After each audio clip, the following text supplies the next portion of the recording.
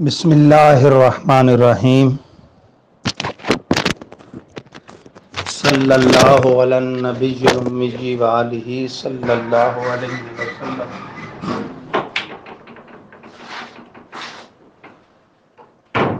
सलातम व सलामन अलैका या रसूलल्लाह व अला आलिका व अस्हाबिका या हबीबल्लाह। ग्रामी कदर जुमला शुरकाए तबीब कोर्स और जुमला शरीकात तबीबा कोर्स। आज इस तिब कोर्स का हमारा ये दूसरा लेक्चर है। एक इब्तदाई लेक्चर मैंने आपकी दिलचस्पी पैदा करने के लिए अज्जाए अरबा अरकान अरबा आग पानी हवा मिट्टी जो इंसानी और तमाम हैवानी बॉडी का बुनियादी उनसुर हैं और बुनियादी उसका मटेरियल हैं, इस पर इसलिए दिया था कि आपको दिलचस्पी पैदा हो। सबसे पहले मैं तिब का तारुफ कराना पसंद करूंगा और इसकी तारीख और ये कि नज़रिया मुफरद अज़ाए अरबा कहते किसे हैं। कुरान मजीद फुरकान हमीद कुरान रशीद पारा नंबर 13 सूरह राद में इरशाद होता है व अम्मा मा यनफ़उन्नास फ़यमकसु फ़िल अर्द। जो चीज़ लोगों को नफ़ा दे वो ज़मीन में बाकी रहेगी। इफ़ादियत की सिफत से जो चीज़ मारूम हो उसे फ़ना होता है। इफ़ादियत पर मुश्तमिल ये एक फ़न है, तो इससे इंशाअल्लाह आज भी बका है और कल आने वाले दौर में भी इंशाअल्लाह बका रहेगी। आप कोशिश करें अपना नज़रिया ये बनाएं कि आप ऐसे अफराद बन जाएं कि आपकी ज़ात से लोगों को नफ़ा हो। हदीस पाक में खैरुन्नास मन यनफ़उन्नास, लोगों में से बेहतर वो है जो दूसरों को नफ़ा दे। इंसान की तारीख जितनी पुरानी है तिब की भी उतनी पुरानी है।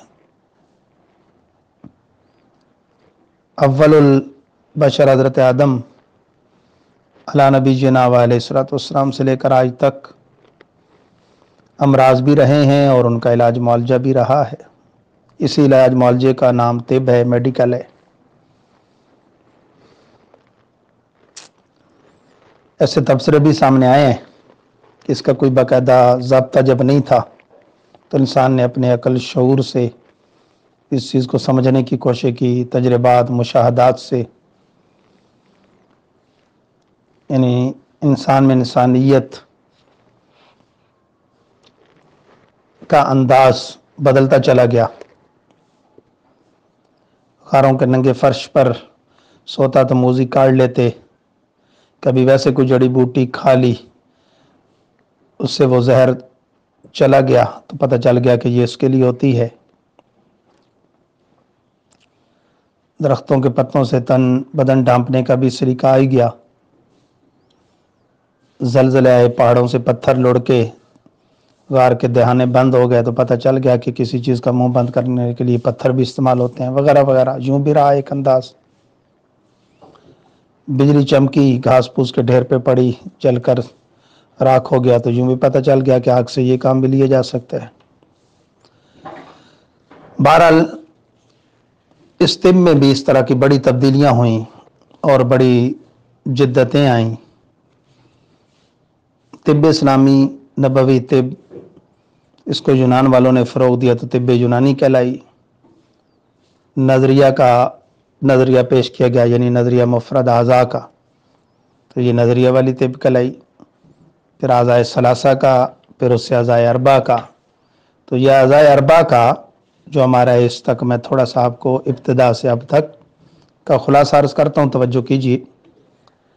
हमारे यहाँ मुख्तलिफ़ तिब اب تک رہ جو چکی ہیں جو مختلف مشہور ناموں سے. پہلے تو وہ طب بھی چلتی تھی جیسے طب اسلامی اور طب نبوی، اس لیے کہتے ہیں کہ اس کی بنیاد قرآن و سنت ہیں. یونان والوں نے اپنے دور میں اس میں بڑا کام کیا تو طب یونانی کہلائی، وہ کوئی الگ چیز نہیں ہے، وہ مزاج پر علاج کرنے کا ایک طریقہ ہے. نظریہ مفرد اعضاء ثلاثہ بھی اسی کی ایک جدید شکل کا نام ہے، اس میں اس کو فروغ دینے کا، اور نظریہ مفرد اعضاء اربعہ اسی کی تکمیل ہے. آیورویدک طب جو ہے یہ ہندوؤں کی ایجاد ہے.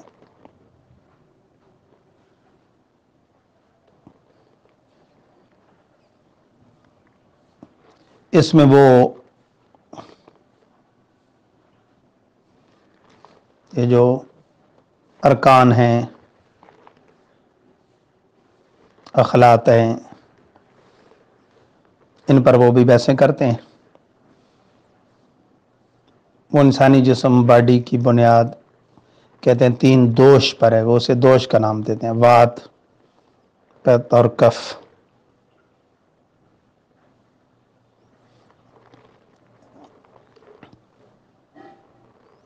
ششرت ان کی مشہور کتاب ہے، اس میں وہ انہوں نے اس پر بحث کی ہے. لیکن اس کو ہم فروغ اس لیے نہیں دیتے کہ ان کے ہاں پاک ناپاک حرام حلال کی کوئی تمیز نہیں ہے دوائیں بنانے میں. آج بھی اکثر یہ طب یونانی کے جو بعض کرتے ہیں محض ڈگری لیے ہوئے، فن سیکھے بغیر طبیب، تو وہ آیورویدک طب کے وہ نسخے جات بناتے ہیں، لوگوں میں چلاتے ہیں، حالانکہ شرعاً وہ ممنوع ہے.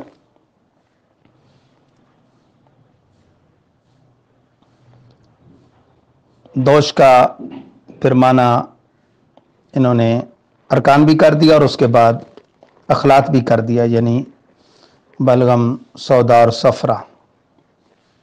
کیونکہ پہلے تو طب یونانی 3 پر ہی چلتی رہی.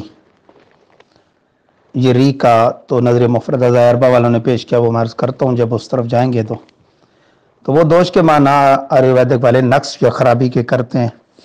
وہ کہتے ہیں کہ انہی میں کچھ خرابی ہوتی ہے تو مرض لگتا ہے. لیکن کہیں کہ انہوں نے چوتھے یعنی رکت، خون کو بھی شامل کیا، اس سے اس کی تعداد بھی 4 ہو جاتی ہے. جس طرح خود نظریہ مفرد اعضاء ثلاثہ والوں کے ہاں بھی، یعنی وہ جو رئیس الاعضاء قرار دیتے ہیں دل، دماغ، جگر کو، وہ تلی کے لیے عضو شریف کا استعمال کرتے رہے ہیں، جس کو نظریہ مفرد اعضاء اربعہ والوں نے چوتھا رئیس الاعضاء قرار دیا. بہرحال یونان میں اسکلیپیوس نے باضابطہ علاج شروع کیا اور عوام میں اس کی بڑی شہرت ہوئی.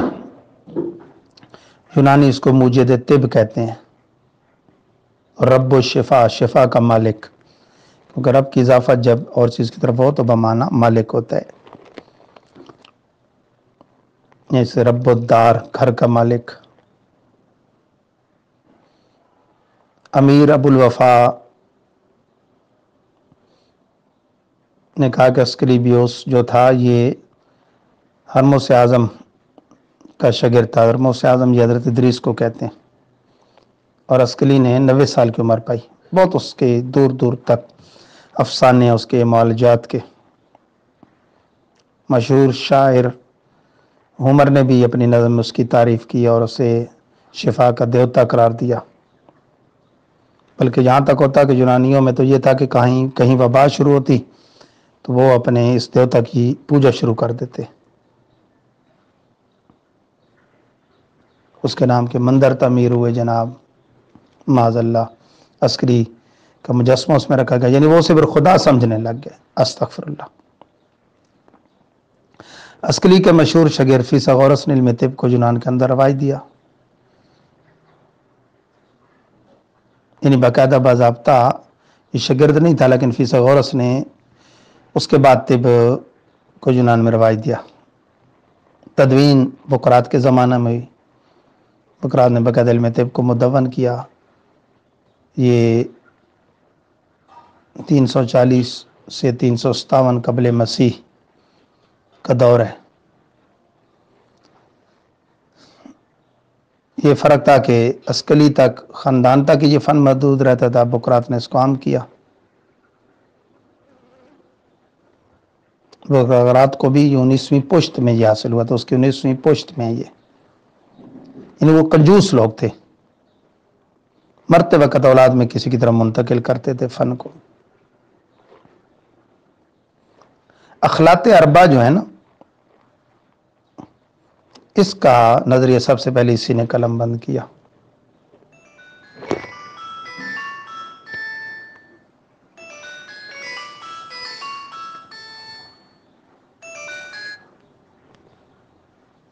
اخلاط اربع کا فن سب سے پہلے اسی نے کیا،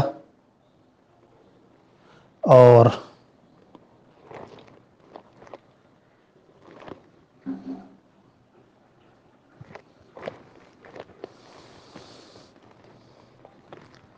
بقراط کی فیاضی بھی طب یونانی کے فروغ کے ساتھ ساتھ مشہور ہو گئی۔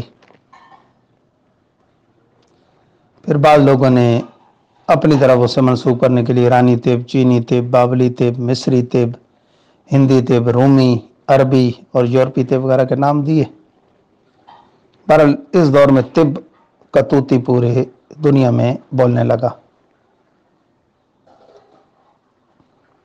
980 میں بخارا کے نزدیک کے ایک قصبہ میں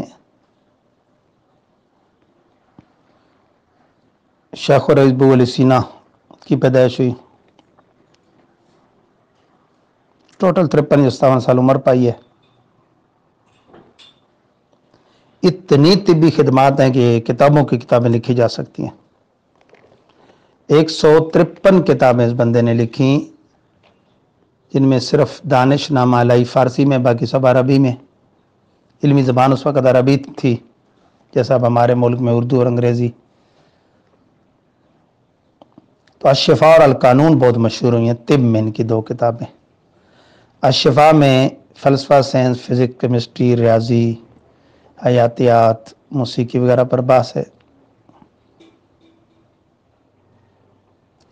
یہاں تک کہ حرکت، قوت خلا، روشنی اور حرارت کے باب لکھے فزکس میں، جو اتنے جامع کہ اب تک کی کورس کی کتابوں میں شامل ہیں۔ کشش ثقل کا نظریہ 2 صدیوں پیشتر جو نیوٹن نے پیش کیا، شیخ نے اپنی کتاب شفا میں اس کا مفصل ذکر کیا۔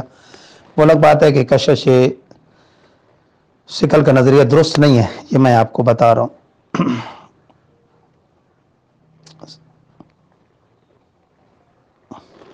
القانون نے بھی طب پر لکھی شیخ نے، باقاعدہ، یعنی آج سے آپ دیکھ لیں 1000 سال قبل دل کے امراض پر اس نے باقاعدہ وہاں بحثیں کی ہیں۔ لوگ کہہ رہے ہیں جی اب ہارٹ اٹیک اور یہ وہ مسائل پیدا ہو رہے ہیں اور اس کے علاج اب دریافت ہو رہے ہیں، ایسا نہیں ہے۔ یورپ کی یونیورسٹیوں میں 800 سال تک القانون بطور فن کے اور ٹیکسٹ بک کے پڑھائی جاتی رہی۔ ایشیائی مغربی میڈیکل کالجوں میں درس و تدریس کا نظام اب تک میڈیکل کا ویسے ہی ہے جیسا شیخ نے قانون میں 1000 سال پہلے پیش کیا تھا۔ اب آ کے ایلوپیتھی والی جراثیم کی بات کرتے ہیں اور انجیکشن کی۔ جراثیم کی بات 1000 سال پہلے القانون میں شیخ نے کر دی۔ یہ سارے کام امریکہ اور یورپ کے بجائے مسلمان ملکوں میں ہوتے اگر مسلمانوں نے سستی نہ دکھائی ہوتی۔ بہرحال اس بندے نے بڑا کام کیا اور مسلمانوں کی سستی سے پھر ایلوپیتھی کو پروپیگنڈے کرنے کی بڑا موقع مل گیا۔ تو حکیم اجمل خان نے طبیہ کالج دہلی کا میدان سجا کر بہرحال اس فن کو بڑا بچایا، بہت عروج ملا، پھر انحطاط آ گیا۔ یہاں تک کہ ایک وقت آیا ماضی قریب میں 1883 میں شاہدرہ لاہور میں میاں سراج الدین کے گھر طبیب احمد دین کی پیدائش ہوئی۔ افسوس کہ یہ بندہ، افسوس صد افسوس، پتہ نہیں کیا معاملہ ہوا، استغفر اللہ۔ قادیانی مذہب اس نے بعد میں اختیار کر لیا، مرزائی ہو گیا، لیکن اس نے طب میں بہرحال کام کیا۔ 1912 سے 1920 تک بہت جدوجہد کی، سب کتابیں اکٹھی کی پرانی، سب طبیں، اور انجمن خادم الحکمت مرز وجود میں آئی۔ پہلے پنجاب میں اس کام تھا، رفتہ رفتہ پورے ہندوستان میں پھیل گیا۔ پھر جدید نام اس کا دیا گیا طب جدید مشرقی۔ 25 میں ایک طبیہ کالج قائم کیا شاہدرہ میں، ایک لیبارٹری بھی قائم کی، نت نئی تحقیقات ہوتی رہیں۔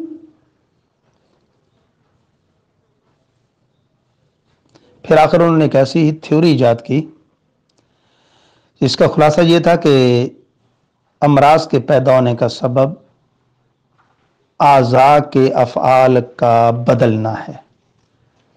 یہی آگے چل کے نظریہ مفردہ اربعہ ثابت ہوا، یعنی جسم انسانی میں مرض کی ابتدا کسی ایک عضو کے فعل کی افراط و تفریط یعنی کمی بیشی سے ہوتی ہے، یعنی یا تو کسی عضو کا فعل تیز ہو جاتا ہے یا کوئی سست ہو جاتا ہے۔ اس تھیوری کا نام افعال الاعضاء رکھا۔ انہوں نے کہا کہ افعال الاعضاء کی تبدیلی سے مرض پیدا ہوتا ہے۔ فعل کی تیزی کو انہوں نے تحریک کا نام رکھا اور سستی کو تحلیل کا نام دیا۔ انہوں نے کہا علاج کیا ہے؟ تحریک کی جگہ تحلیل اور تحلیل کی جگہ تحریک پیدا کرو۔ ماہنامہ نکالا خادم الحکمہ، یہ نئی تھیوری پیش کی، بڑی اس کی گونج مچی، کلیات جدید، طب جدید، پھر کتابیں آنے لگیں، کتاب الاوجاع، درد اوجاع وجہ ان کی جمع دردیں، کتاب الصدمات، یہ جو حادثے ہوتے ہیں، معالجات، طب جدید اور طبی اربعین، یہ بڑی قابل ذکر کتابیں۔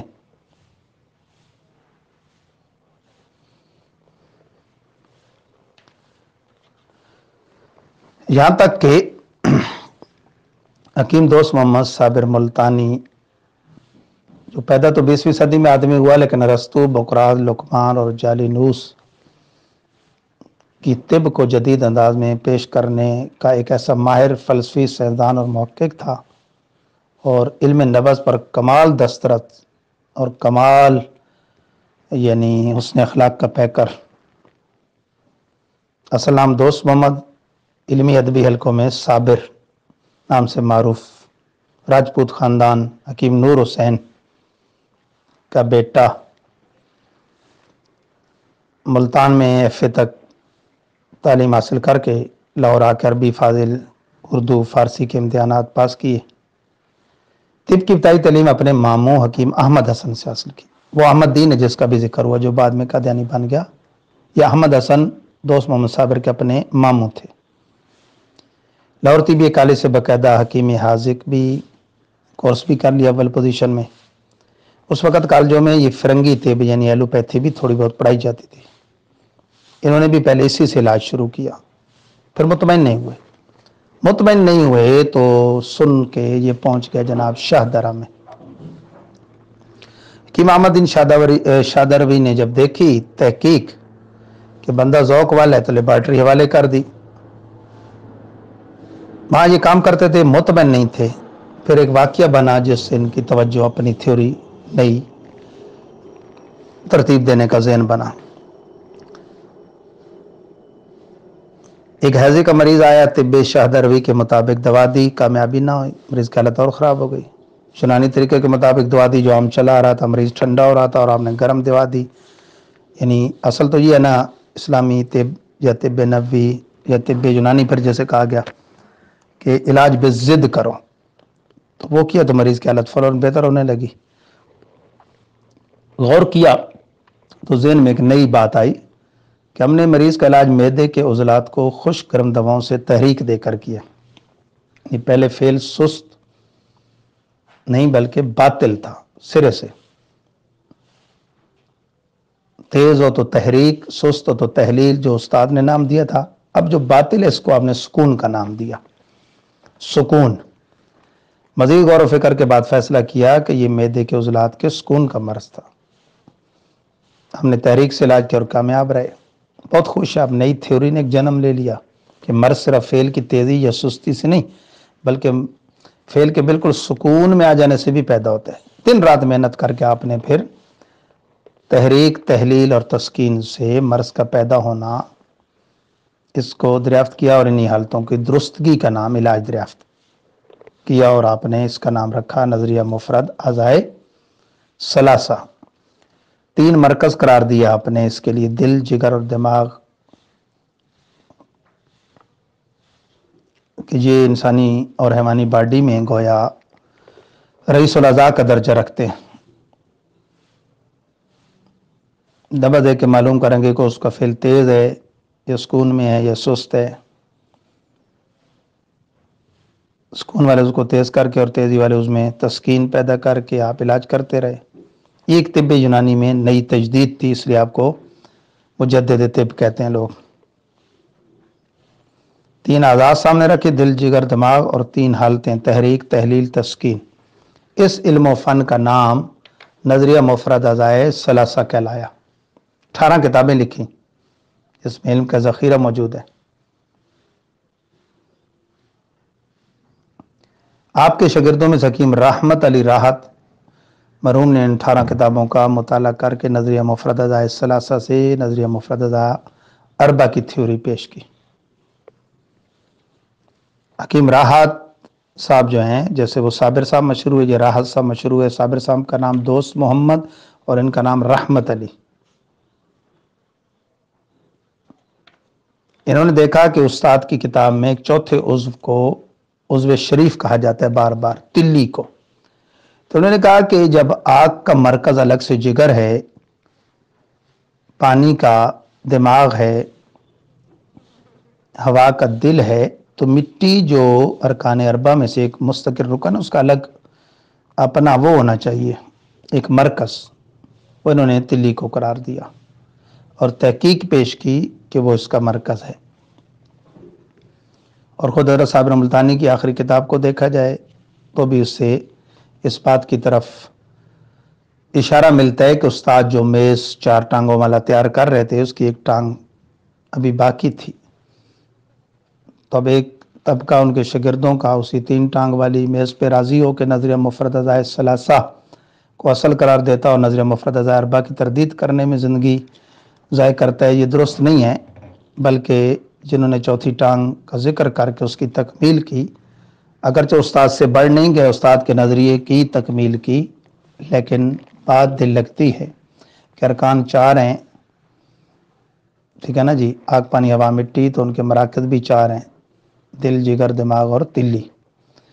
اخلاط بھی پھر 4 ہیں، آگ سے صفرا، اس کی ضد مٹی سے سودا، پانی سے بلغم، اور اس کی ضد ہوا سے ریح پیدا ہوتی ہے، یعنی خشکی، تیزابیت، اور بلڈ سرکولیشن ان سب کا مرکز ہے۔ تو اس پر انشاءاللہ ہماری بات ہوگی کہ نظریہ مفرد اعضاء اربع کا قانون کیا ہے، اور ارکان کیا ہیں، عناصر کیا ہیں، امزجہ یعنی مزاج کیا ہیں، اخلاط یعنی خلطیں کیا ہیں، پھر انسان کا اصل مزاج کیا ہونا چاہیے، اور